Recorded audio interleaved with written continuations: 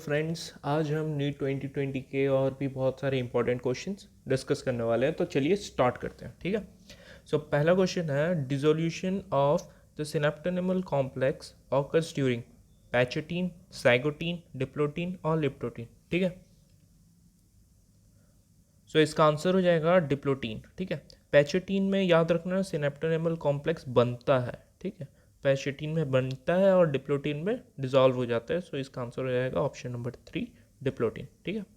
Next question, meiotic division of the secondary oocyte completed prior to ovulation, at the time of copulation, after zygote formation, at the time of fusion of a sperm with an ovum। ठीक है। सो आपको पता है ये direct NCERT में लिखा हुआ है। इसका आंसर हो जाएगा option number 4, at the time of fusion of a sperm with an ovum. So इसका आंसर हो जाएगा ऑप्शन नंबर 4। ठीक है।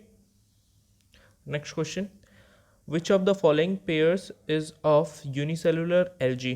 Laminaria and Sargassum, Gelidium and Gracilaria, Anabina and Volvox, Chlorella and Spirulina।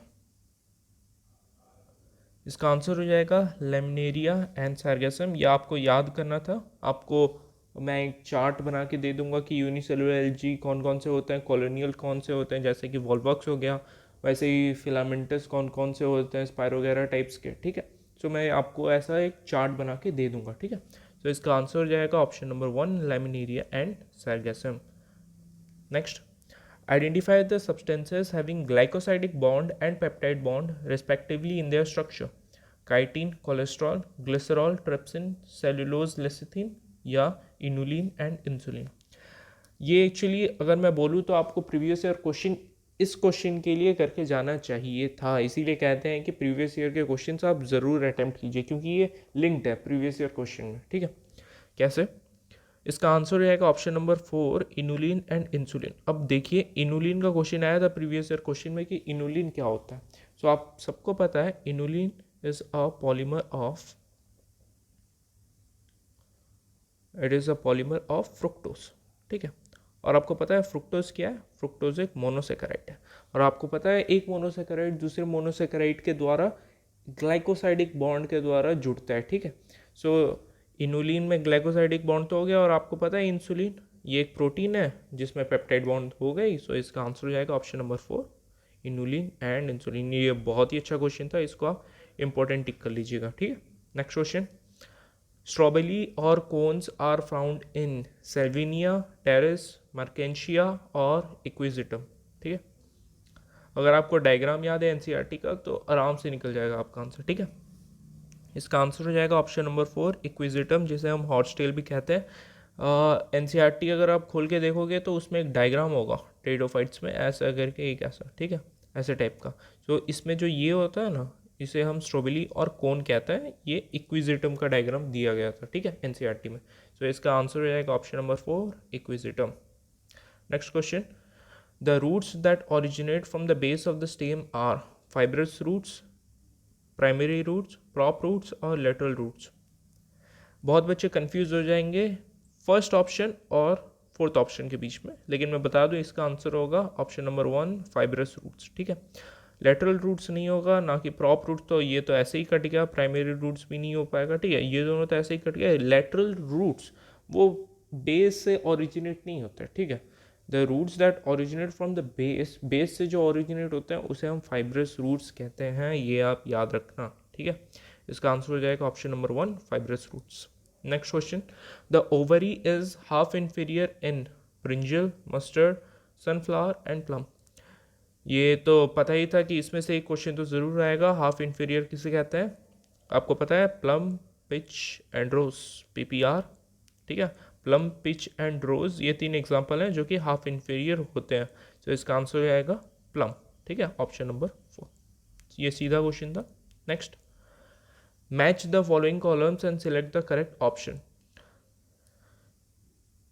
ठीक है। अब इसमें मैंने ऑप्शंस नहीं लिखे हैं, मैं आपको मैच करके ही दिखा दूंगा, तो फिर आपको इजी होगा। क्योंकि अभी तक जितने भी नेट में आए थे मैच द फॉलोइंग, अगर आपका एक भी ठीक हो जाता है ना तो अपने आप ऑप्शन आपको मिल जाएगा। ठीक है। मतलब उन्होंने मतलब वो डिफ़िकल्ट टाइप्स के नहीं बनाए कि हाँ सारे ऑप्शन एक जैसे हैं फिर दूसरे भी ऐसे हैं फिर आपको तीसरा जो आपको नहीं आता वो आप करेंगे, ऐसा नहीं है। बस आपको एक आ गया तो आपका ऑप्शन निकल जाएगा, ठीक है। नीट में इतना ईजी आया था इस बार। ऑर्गन ऑफ कोटी, ये हो जाएगा located on the base membrane, basilar membrane. Cochlea हो जाएगा आपका coil part of labyrinth. Eustachian tube connects the middle ear and pharynx, जिससे वो प्रेशर मेंटेन करके रखता है। और स्टेप्स आपको पता है, smallest attach to the oval window, ठीक है। Next question, identify the wrong statement with reference to immunity. क्या पूछ रहा है? रॉन्ग स्टेटमेंट पूछ रहा है, ठीक है। ये अच्छे से देखना। When exposed to antigen, antibodies are produced in the host body. It is called active immunity. एकदम सही।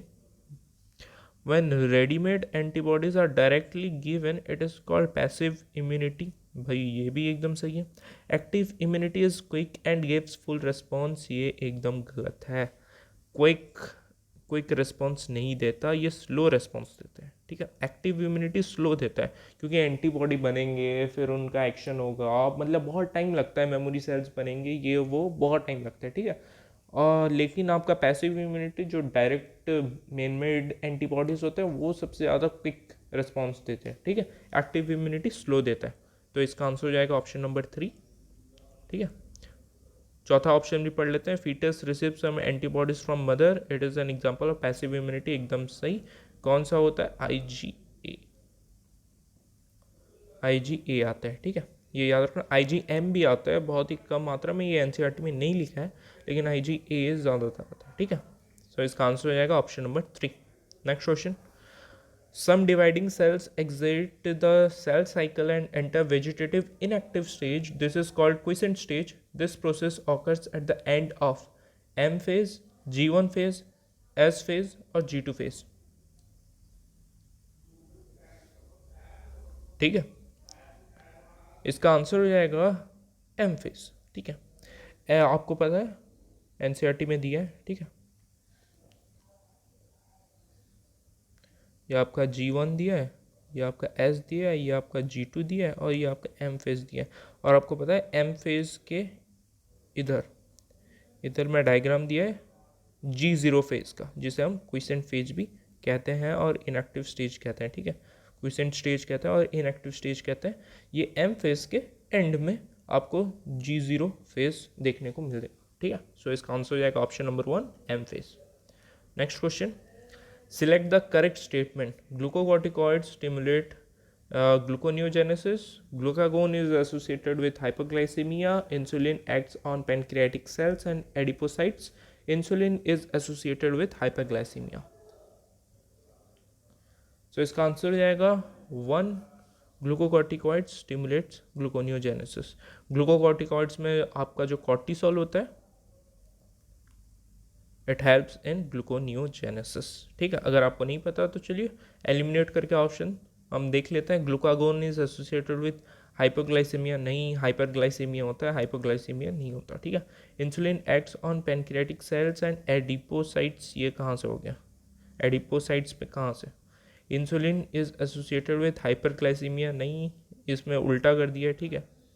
इंसुलिन हाइपोग्लाइसीमिया करता है और ग्लूकागोन हाइपरग्लाइसीमिया करता है, ठीक है। तो ये 4 ऑप्शन, तो ये 3 ऑप्शंस नहीं होंगे, option number 1 is the correct answer, ठीक है। सो आप एलिमिनेट करके भी आंसर डायरेक्टली निकाल सकते हैं अगर आपको नहीं पता, ठीक है।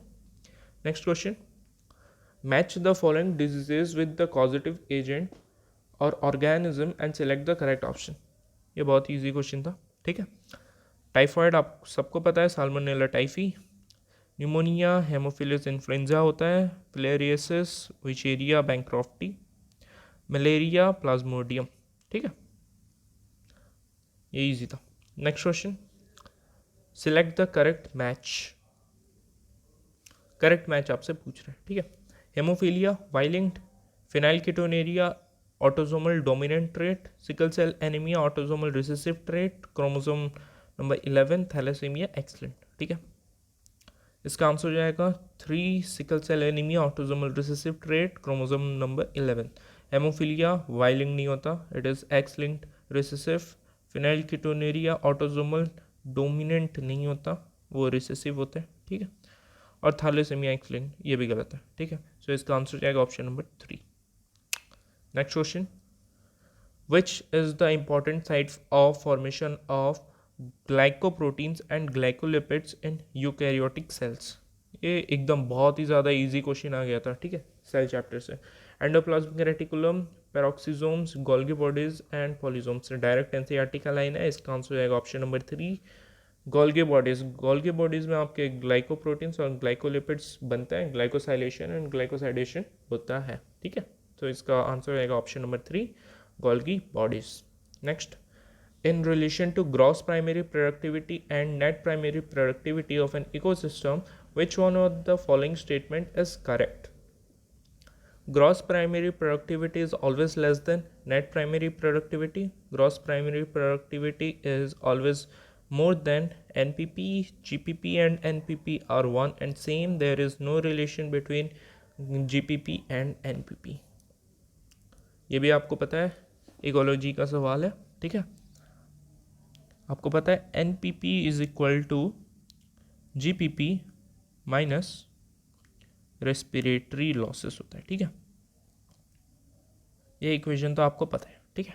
सो इससे आपको पता चल जाएगा कि ग्रॉस प्राइमरी प्रोडक्टिविटी हमेशा ज़्यादा होता है नेट प्राइमरी प्रोडक्टिविटी में। ग्रॉस प्राइमरी प्रोडक्टिविटी क्या होता है, जो कि मतलब बल्क में, जो पूरा बल्क में बनता है, जो पूरा ग्रॉस होता है, सब मतलब द फाइनल प्रोडक्ट, ना उसमें से कुछ खर्च हुआ है ना कुछ भी, that is the final product, और वो सबसे ज़्यादा होता है। उससे जब रेस्पिरेटरी लॉसेस हो जाता है और जो बचता है लास्ट में, जो रिमेनिंग होता है, उसे हम NPP कहते हैं। सो NPP हमेशा कम होता है GPP से, ये याद रखना, ठीक है। सो इसका आंसर हो जाएगा option number 2, GPP is always more than NPP। ये भी अच्छा क्वेश्चन था, ठीक है। Option number 2 is the correct answer. Next,